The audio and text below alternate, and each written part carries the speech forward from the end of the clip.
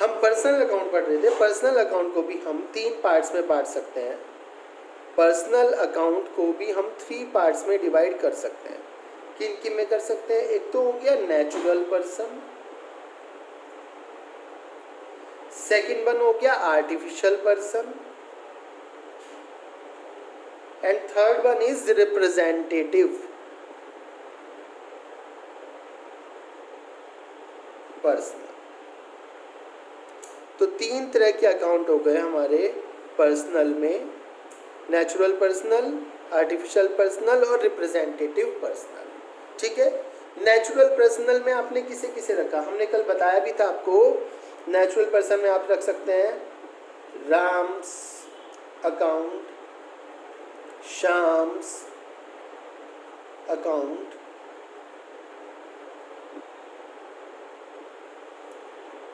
Allies account.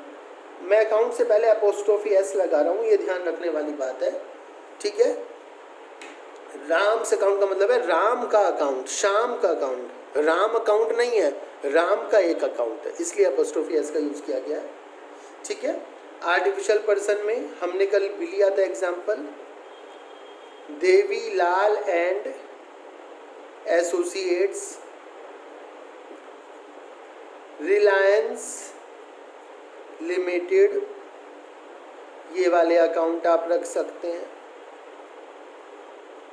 क्योंकि ये representative है। ये रियल पर्सन नहीं है, आर्टिफिशियल पर्सन है। बिजनेस हमने बनाया है, तो बिजनेस को लॉ जब बनाया था तो वो आर्टिफिशियल हो जाता है। आपने आर्टिफिशियल पर्सन अच्छी तरह पढ़ा है। किसी भी कंपनीज एक्ट में रजिस्टर होने के बाद ही कंपनी आएगी, तो ये भी क्या है? एक आर्टिफिशियल पर्सन है, लॉ की नज़र में कुछ है। ठीक है। यहाँ पर ध्यान रखने वाली बात, आपको यही ध्यान रखना है सबसे बड़ा। ठीक है। फिर बात आती है बेटा आपकी रिप्रेजेंटेटिव पर्सनल की। जितने भी आपके आउट स्टैंडिंग अकाउंट हैं या फिर प्रीपेड अकाउंट हैं, वो सारे यहाँ आएंगे। जैसे salary outstanding, rent outstanding, salary prepaid, rent prepaid, वो सारे के सारे आएंगे रिप्रेजेंटेटिव पर्सनल। अब बात आई सर जो आपने कल पढ़ाया था कैपिटल और ड्राइंग्स में कहाँ आएंगी? तो बेटा कैपिटल अकाउंट यहाँ आएगा, ड्राइंग्स अकाउंट यहाँ आएगा। ठीक है। इनके अलावा कैपिटल अकाउंट और ड्राइंग्स अकाउंट के अलावा भी बहुत सारे अकाउंट्स होते हैं, जैसे डेटर्स अकाउंट, वो भी यहाँ आएगा। क्रेडिटर्स अकाउंट, वो भी यहीं पर आएगा। ठीक है।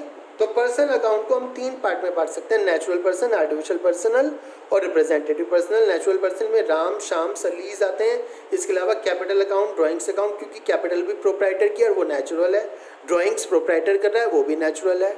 डेटर्स, डेटर्स कौन? जिन्हें आपने उधार सामान दिया है, तो वो कौन हो सकते हैं?